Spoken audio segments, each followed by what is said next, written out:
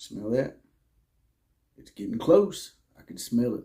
The Oklahoma and Texas invasion of the SEC is getting ever so close, and I'm getting excited because now they've come out with a projection of who may be the permanent rivals for each and every team in the SEC going forward once Texas and Oklahoma are added to the conference in 2024.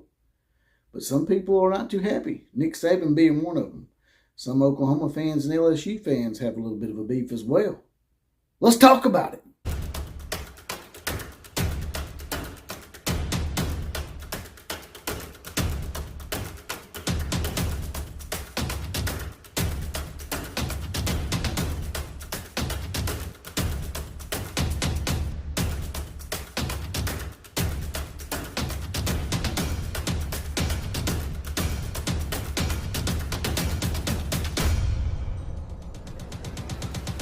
Here we are again, once again, the outlaw of college football. That's the outlaw posse as well, riding on in once again, because this is the home of the common Joe and common Sally in the know, even more so than all those media talking heads.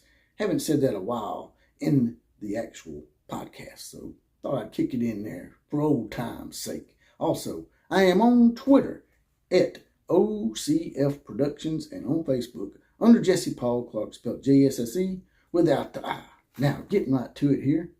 Seems like Sports Illustrated with Ross Dellenger has put out a projected list of what is going to be most likely the three rival teams for each and every conference team once Oklahoma and Texas join the fray. And I'm going to throw up some graphs here in a few seconds and just give you a rundown of each and every team's list.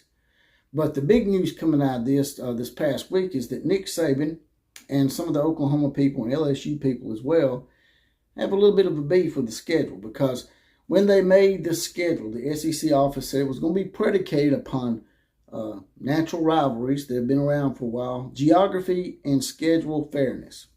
All right. But when I look at this list and who's scheduled to be three permanents, some of it just don't make quite much sense to me.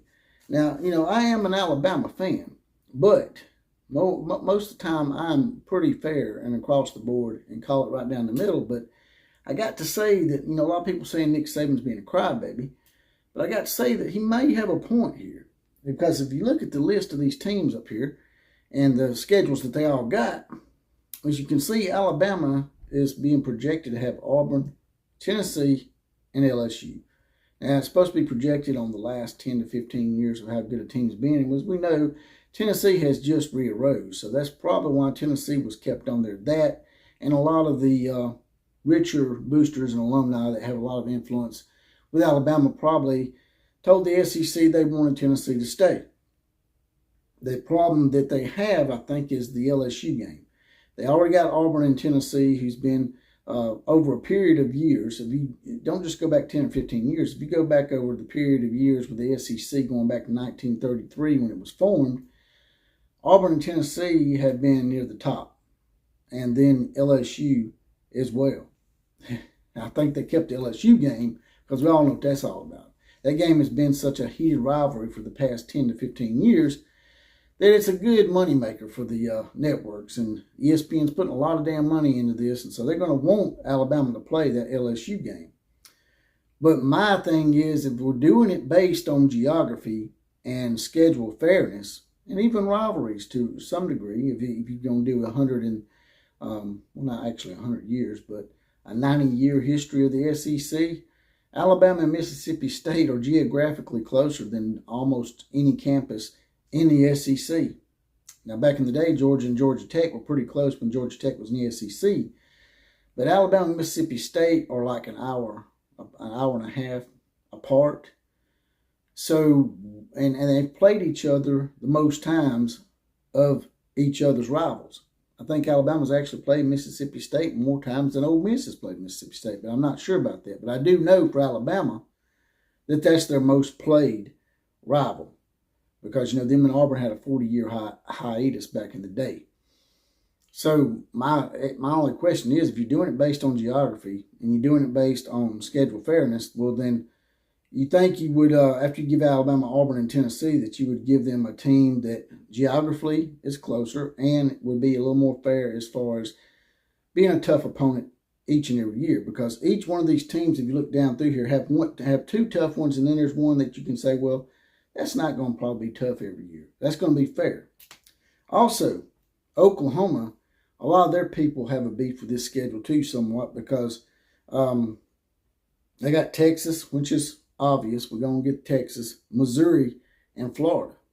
Now, I know Missouri used to be in the Big Eight back in the day when it was the Big Eight with Oklahoma and on into it becoming the Big 12. I can understand them giving them Missouri somewhat, but what about Florida? Geography and schedule fairness, rivalries. Florida don't fit none of that shit.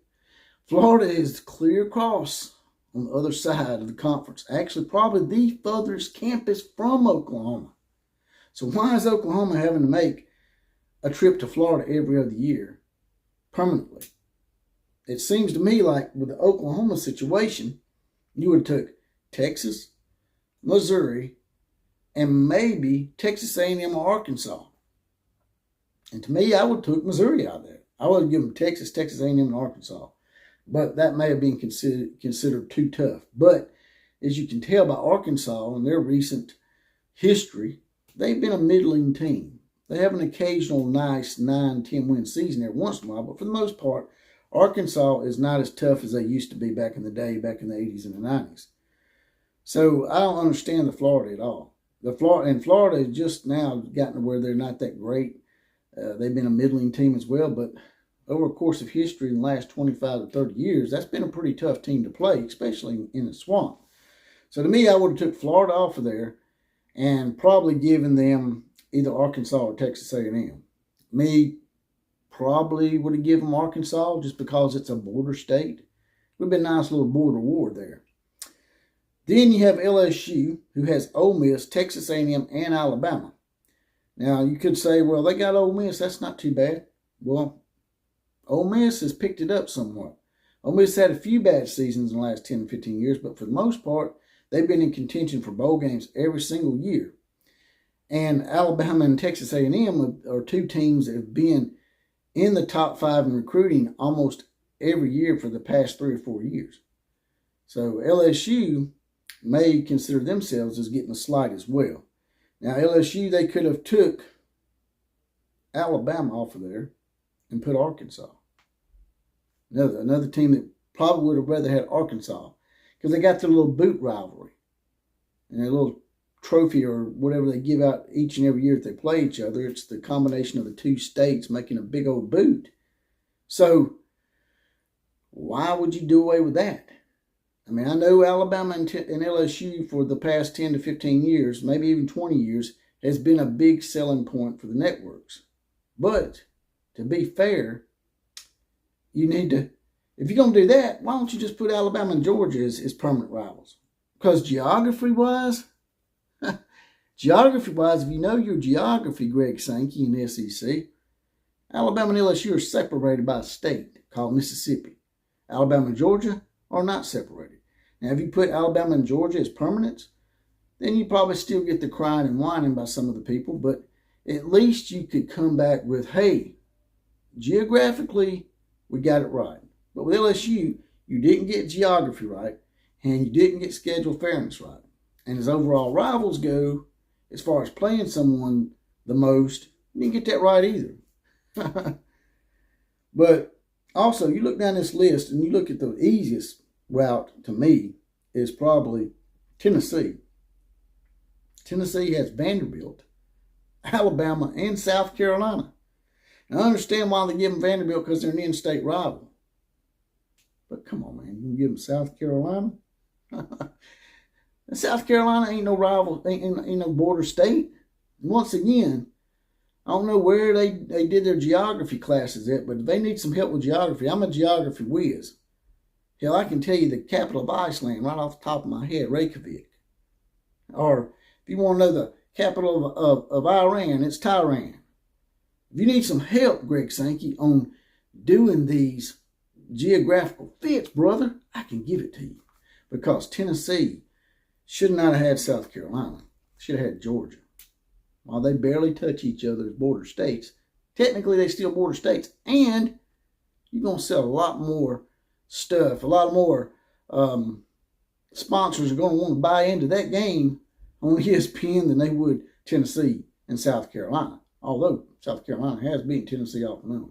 But the karma in all this, most likely, is that you're going to go through a cycle here, and you might have it to where Alabama actually ends up getting an easy game of those two, because I know they see Tennessee's on the rise, but I don't know about all that. And it looks like South Carolina may be on the rise, so the joke may be on Tennessee after all.